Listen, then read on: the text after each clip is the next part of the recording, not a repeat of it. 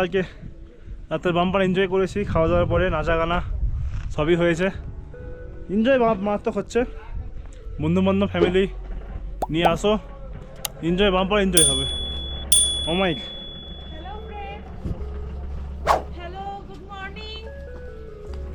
Hello, good morning. সকাল সকাল আমরা বেরিয়ে পড়েছি। এখন প্রায় 8:30 বাজে। ভীষণ সুন্দর জায়গা। আমরা অনেকটা উঁচুতে আছি, এখান থেকে পুরো নিচটা দেখা যাচ্ছে, দেখো তোমরা। আমরা এখন যাব সান্দাকফু, হেঁটে ট্রেকিং করে যাব। এখান থেকে আমরা যেখানে আছি সেখান থেকে 6 কিলোমিটার পুরো আপ। হাঁটতে একটু কষ্ট হবে, কিছু করার নেই, এসেছি যখন যেতেই হবে। তো চলো, সঙ্গে থাকো, দেখতে থাকো আমাদের ভ্রমণ কথা। বাম্পার এনজয় হচ্ছে, দারুণ এনজয় হচ্ছে, নাচা গানা সবই লেগে আছে আমাদের। তো চলো, সঙ্গে থাকো আমাদের সাথে, দেখতে থাকো আমাদের ইউটিউব চ্যানেল ভ্রমণ কথা।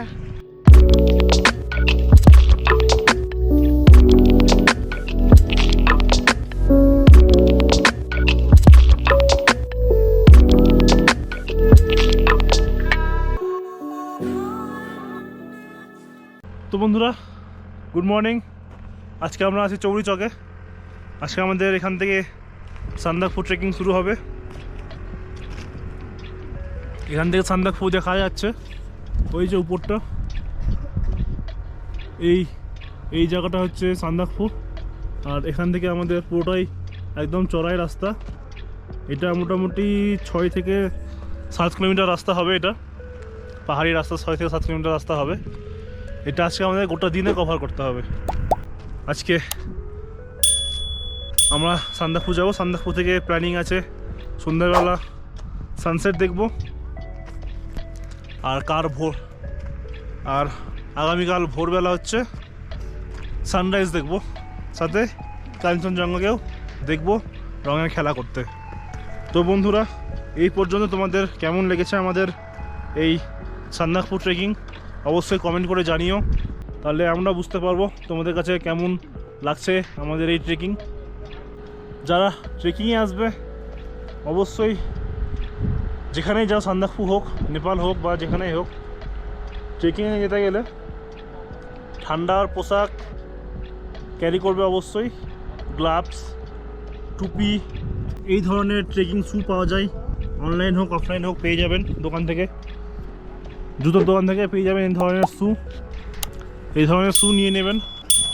বা আপনারা এমনি নর্মাল শ্যুও পরে আসতে পারেন, বুট বা যেগুলো বলছেন আপনারা পরেন, নিয়ে আসতে পারেন। আর অবশ্যই ঠান্ডার জন্য ঠোঁট প্রচুর ফাটছে, প্রচুর বলা যাচ্ছে না।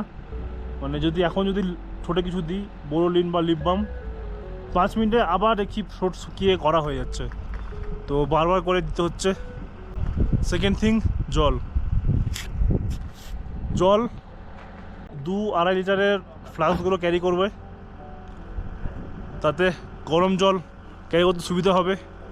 যেগুলো হোমস্টেতে যেখানে খাবেন আপনারা, যেখানে হোল্ড করবেন, সেখান থেকে পুরো ফ্লাস্ক একদম ভরে নেবেন, কারণ সারা রাস্তায় শুধু ঠান্ডা জল পাবেন। তো যদি এখান থেকে বোতলের জল ক্যারিও করো, রাস্তায় পুরো জল ঠান্ডা হয়ে যাবে। রাস্তায় যে ঝর্ণাগুলো পড়ে, পাহাড়ের ঝর্ণা, সেটা প্রচুর ঠান্ডা, এমনি খাওয়া যাচ্ছে না, দাঁতে লাগছে, গলায় লাগছে। অত ঠান্ডা জল খাওয়া ঠিকও না, শরীরের পক্ষে ক্ষতি করে। গরম জল ক্যারি করবে, বড় ফ্লাস্ক নিয়ে নেবে, আর বারবার করে ঠান্ডা জলের সাথে মিশিয়ে খেতে থাকবে। জলের প্রয়োজন, আমরা জল খুব কম খাচ্ছি, বডি পুরো ডিহাইড্রেট হয়ে গেছে। কালকে হয়তো মানে ম্যাক্সিমাম হতে গেলে একজন হয়তো আমরা 500 ml করে জল খেয়েছি, 1 লিটার জলও খেতে পারিনি কালকে। জল তেষ্টা পাচ্ছে, কিন্তু জল খেয়ে নিলে আবার হাঁটতে খুবই অসুবিধা হচ্ছে, ট্রেকিংয়ে অসুবিধা হচ্ছে, সময় লেগে যাচ্ছে হাঁটতে। পেট ভরে খাবেন না, পেট ভরে খাওয়া যাবে না। পেট ভরে খেতে গেলেও হাঁটতে অসুবিধা, স্লো হয়ে যাবে স্পিড, কন্ট্রোলে খেতে হবে।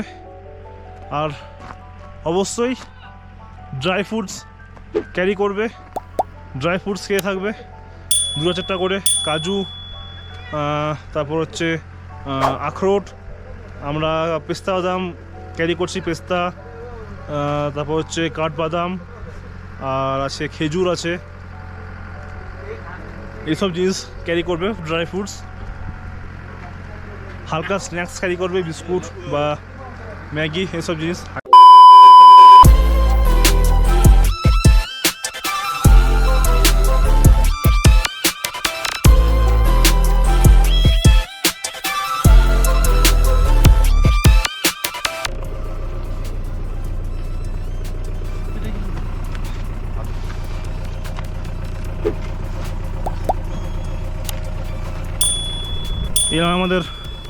এই আমাদের লাগেজ রেডি সান্দাকফু যাওয়ার জন্য। আমরা গাড়িতে লাগেজ পাঠিয়ে দিলাম। লাগেজ পাঠানোর জন্য এখান থেকে নিচ্ছে হচ্ছে পার ব্যাগ 200 টাকা করে, আর কালকে তুমলিং থেকে গাড়িতে লাগেজ পাঠানোর জন্য নিয়েছে 250 টাকা করে। এটা একটা ভালো জিনিস যে লাগেজ পাঠানোর ব্যবস্থা আছে এখানে, অনেকটা রিলিফ হচ্ছে। প্রবলেম নাই এখানে, সেরকম কোনো 2 নম্বরই বা লাগেজ হারিয়ে যাওয়ার চান্স নাই। দেখলাম আমরা 2-3 জায়গায় তো আমরা লাগেজ পাঠালাম, সেই সমস্যাটা নাই। আর এখানে আপনাদের সেরকম চুরি চিন্তায় বা মানে নেগেটিভ কোনো ব্যাপার নাই। আপনারা ভরসা করে লাগেজ পাঠিয়ে দিতে পারেন, গাইড দাদা থাকবেই, ওরাই ডিস্ট্রিবিউট সম্পূর্ণ কিছু। এই আমাদের সকালের টিফিন শুরু, কফি, রুটি আর আলুর সবজি আর অমলেট হচ্ছে সকালের এই হালকা খাবার দিয়ে আমরা বেরিয়ে পড়বো। 12 seconds later.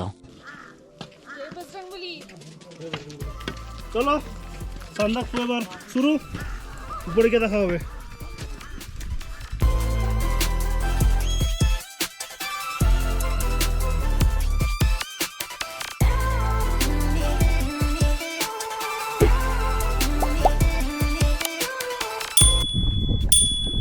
আর এই ডেঞ্জার রাস্তা শুরু, চলো তোমাদেরকেও নিয়ে যাই।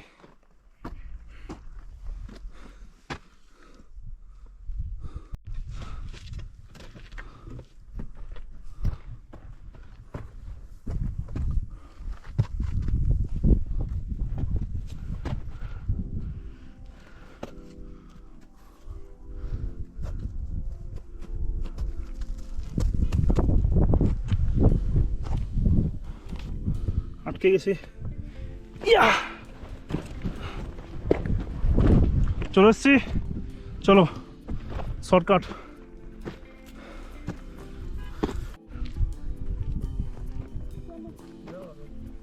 আসো আস্তে আস্তে।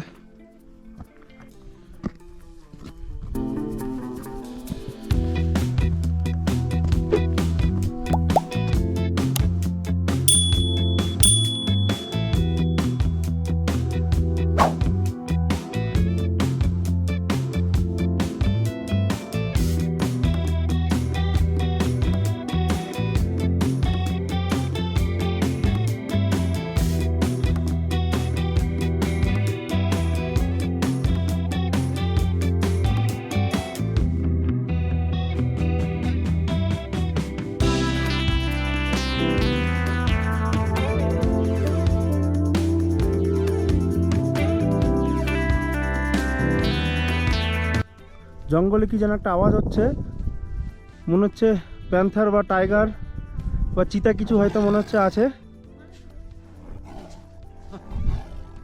কিন্তু এ কি, এ তো দেখছি মানুষ। আমি তো ভাবলাম চিতা। আমরা কি স্বর্গে যাচ্ছি না সান্দাকফু যাচ্ছি? স্বর্গে যাচ্ছি। স্বর্গে চলে আসলাম তো। সবাই বলে সান্দাকফু হচ্ছে পৃথিবীর স্বর্গ।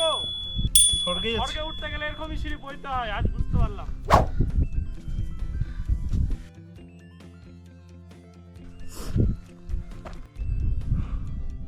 সব শুয়ে গেছে। এখান থেকে একটা সুন্দর ভিউ পেয়েছি, এই যে কাঞ্চনজঙ্ঘা।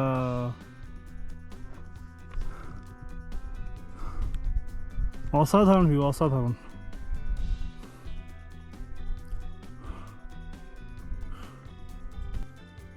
সান্দাকফু ট্রেকিং খুবই কষ্টকর হয়ে যাচ্ছে আস্তে আস্তে।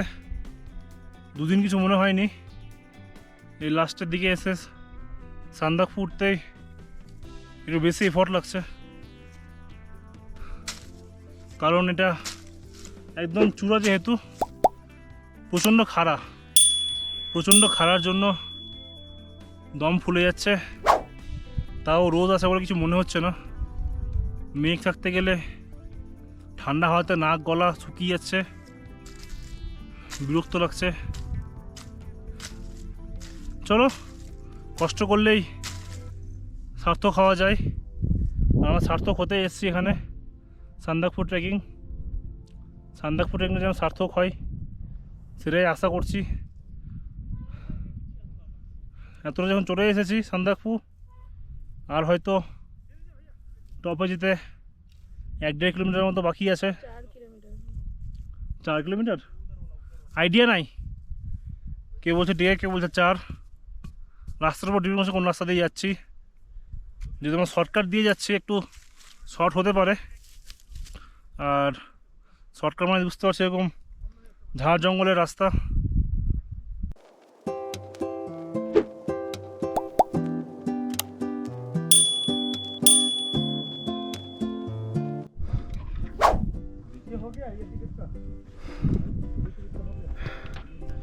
চলে এসছি প্রায় সান্দাকফু, 2 কিলোমিটার।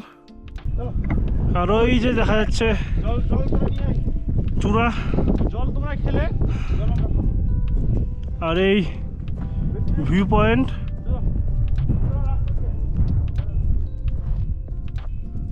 সত্যি পাহাড়কে যতই দেখা যায় ততই আরও আসক্তি জাগে পাহাড়ে আসার।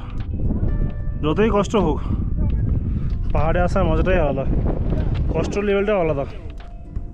আর তার সাথেই যে একবার রাস্তা দেখে নিন, রাস্তা দেখে না, এটা হচ্ছে প্রিয়াঙ্কা যাচ্ছে, এটা নর্মাল রাস্তা, আর এই দাদা যাচ্ছে এটা হচ্ছে শর্টকাট রাস্তা। শর্টকাট দেখো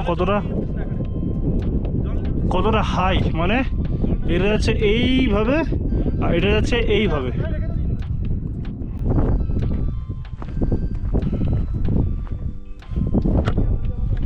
আমরা এসছি হচ্ছে এটা, এই জায়গাটা একটু দাঁড়িয়েছিলাম, এই যে রাস্তা এর পেছন দিকটা থেকে আমরা এসছি।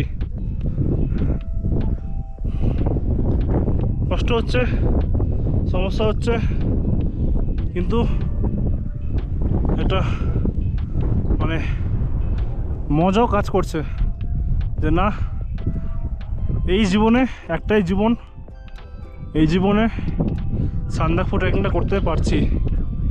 অনেকের স্বপ্ন থাকে, আমরা করছি। 11:30 বাজে, আমরা প্রায় সান্দাকফু টপে চলে এসেছি। ওই যে পিছনে দেখতে পাচ্ছ, এই যে পিছনে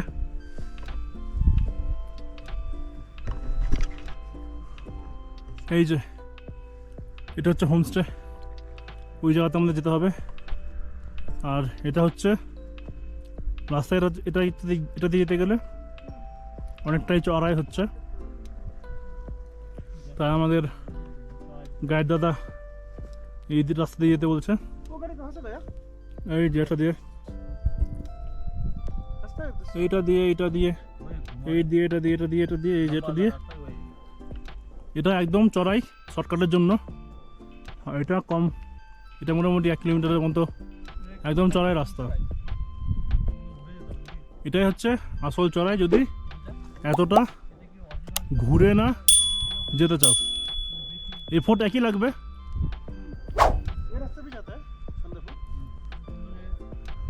চলো এই রাস্তা দিয়ে আমরা যাবো আজকে। এখানে আমাদের হালকা করে, এখানে আমরা হালকা করে জল আর টিফিন করে নিয়েছি। এবার শুরু হবে চড়াই, এটা দিয়ে চড়াই শুরু হবে। চলো।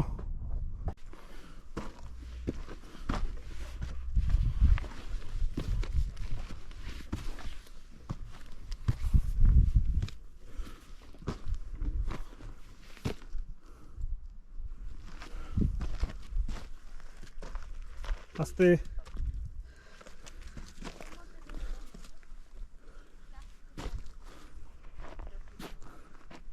হাঁপিয়ে গেছি বন্ধুরা, কথা বলতে পারছি না, ভীষণ চড়াই, কচ্ছপের মতন হাঁটছি।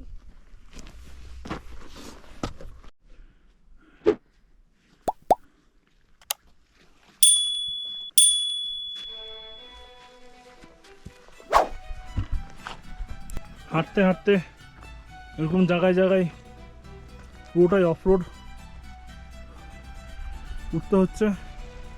অফরোড বলতে এগুলো ঝর্ণা, আসলে এগুলো অ্যাকচুয়ালি ঝর্ণা। বর্ষার টাইমে বা বরফ গলে এগুলো দিয়ে জল নিচে নামে। এখন সেরকম বরফ গলা বা বর্ষা না থাকার কারণে এগুলো এখন শুকিয়ে এরকম হয়ে গেছে।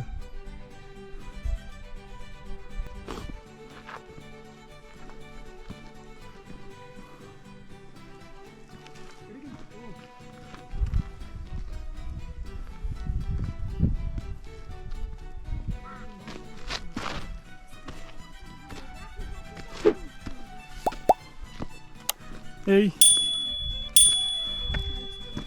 Milestone Phalut 21 kilometre. আর আজকে আমাদের ডেস্টিনেশন, আজকে আমাদের ফাইনাল ডেস্টিনেশন সান্দাকফু। চলে এসেছি 0 কিলোমিটার। এখান থেকে মোটামুটি আমরা এই জায়গাতে যাব। মোটামুটি এখনও 200 মিটার, এখনও মোটামুটি 200 থেকে 250 মিটার। তো চলো, শেষ অবস্থা শেষ। আমাকে একজন ঠেকনা দিচ্ছে লাঠি দিয়ে, একজন টানছে। আর এই আমরা হাঁটতে হাঁটতে পৌঁছে গেছি একদম পশ্চিমবঙ্গের সর্বোচ্চতম উঁচু জায়গা সান্দাকফু। সান্দাকফু থেকে একবার দেখে নাও, অসাধারণ ভিউ পাওয়া যাচ্ছে এখান থেকে, অসাধারণ ভিউ। মোটামুটি 3-4 কিলোমিটার হেঁটে আসতে হলো, তাই দমটা আটকে যাচ্ছে।